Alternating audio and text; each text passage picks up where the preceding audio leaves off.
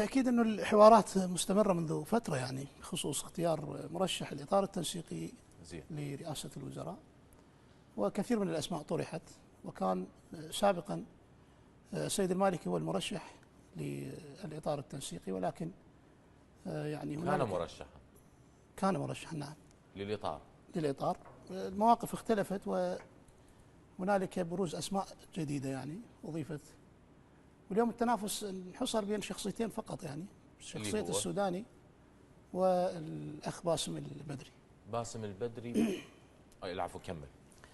هذين الشخصيتين يعني هم أكثر يعني حظوظا بنيل الترشيح.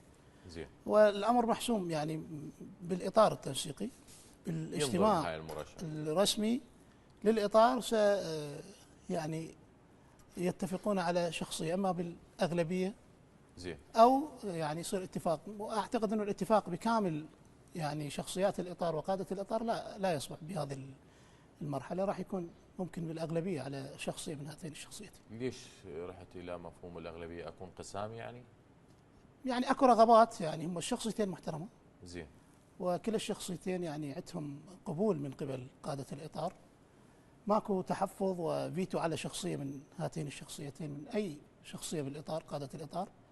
ولكن هنالك اعتبارات، هنالك معطيات، هنالك يعني بعض الصفات ممكن ترجح الشخصيه على الاخرى.